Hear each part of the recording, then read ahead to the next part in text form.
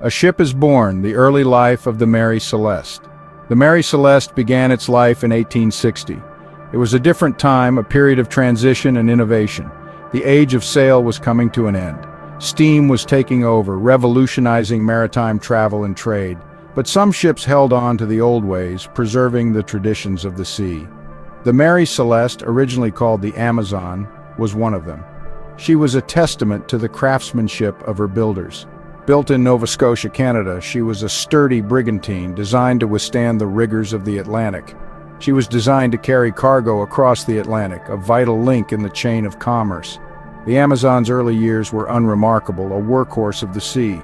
She sailed between British North America and the Caribbean, navigating the well-trodden trade routes of the time. Her cargo was typical of the time, essential goods that fueled economies. Timber, sugar, and other goods filled her hold, each voyage a testament to the bustling trade of the era. She faced the usual dangers of seafaring, the unpredictable and often treacherous nature of the sea.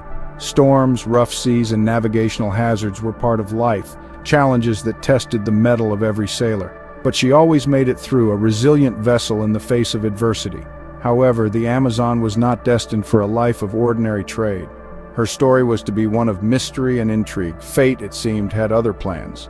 The sea, with its deep and unfathomable mysteries, had chosen her for a different path. The seeds of mystery were sown early on.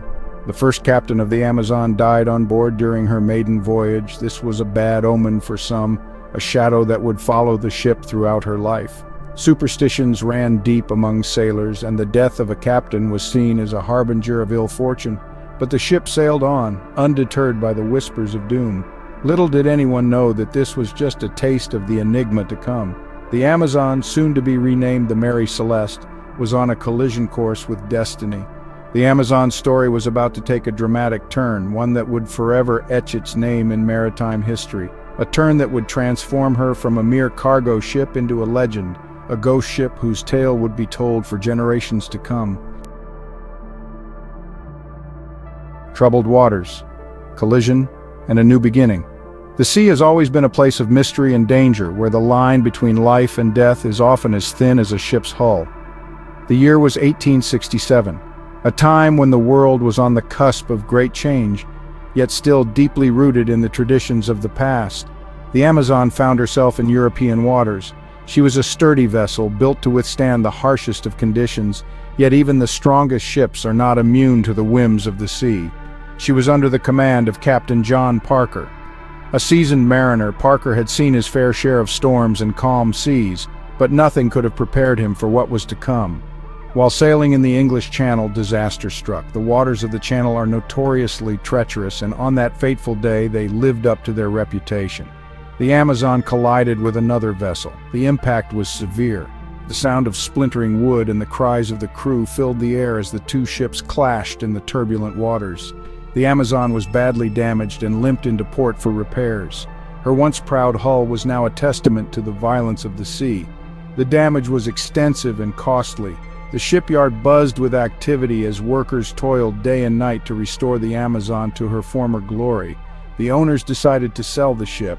The cost of repairs was too great, and they hoped to recoup some of their losses through an auction. She was bought at auction by an American consortium. These businessmen saw potential in the damaged vessel, believing they could turn her fortunes around.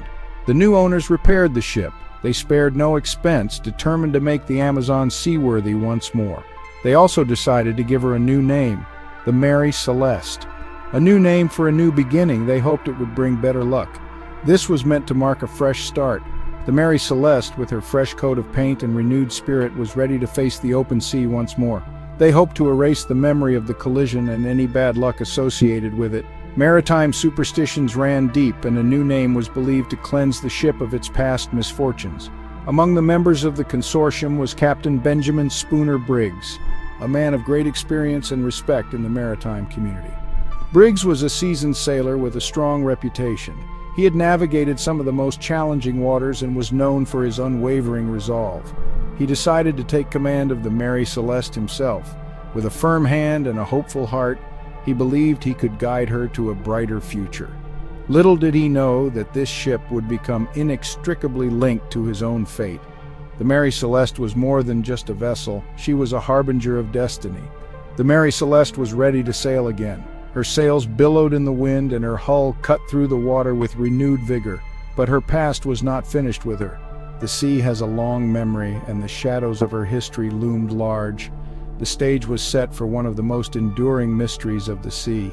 The Mary Celeste would soon become a legend, her name forever etched in the annals of maritime lore.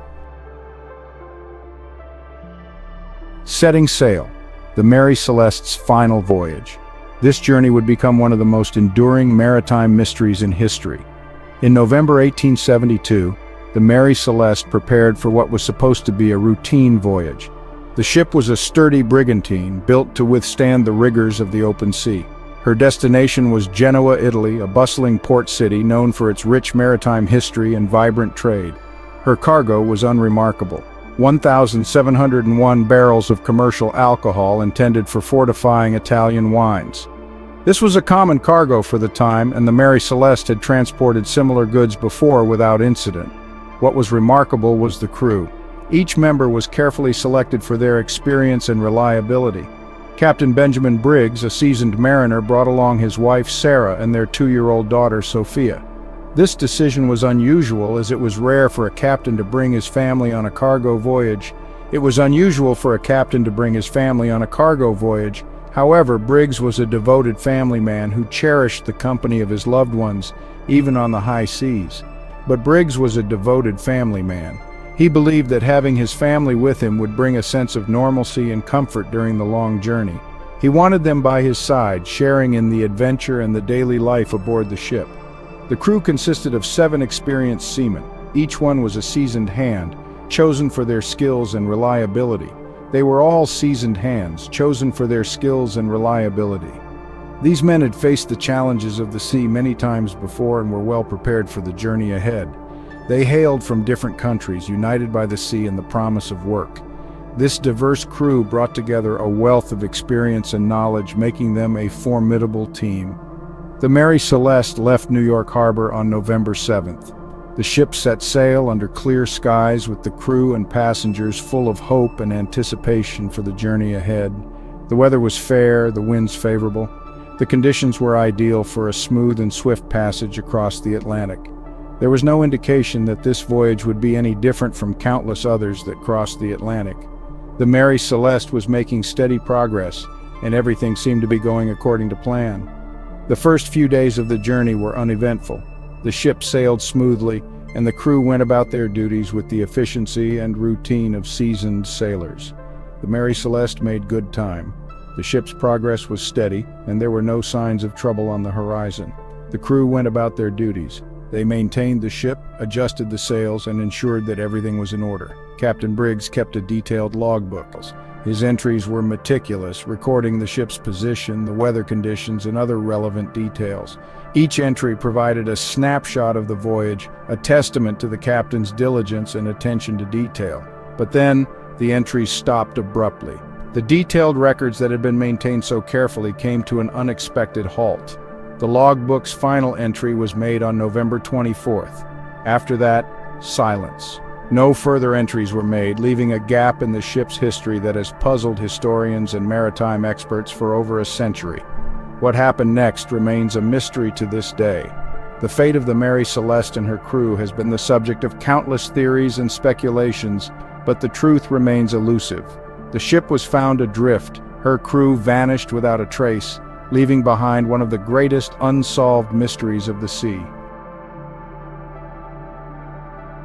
An eerie discovery. The DEI Gratia finds a ghost ship.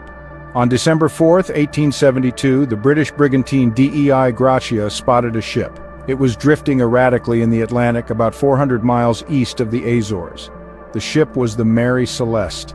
Her sails were partially set, but she was moving sluggishly. The crew of the DEI Gratia tried to signal the Mary Celeste, but there was no response. The Mary Celeste seemed to be abandoned. Captain David Morehouse of the DEI Gratia was puzzled. He knew the Mary Celeste and Captain Briggs. They had dined together in New York just days before the Mary Celeste set sail. Concerned, Morehouse ordered a boarding party. They boarded the Mary Celeste, ready for anything. What they found sent chills down their spines.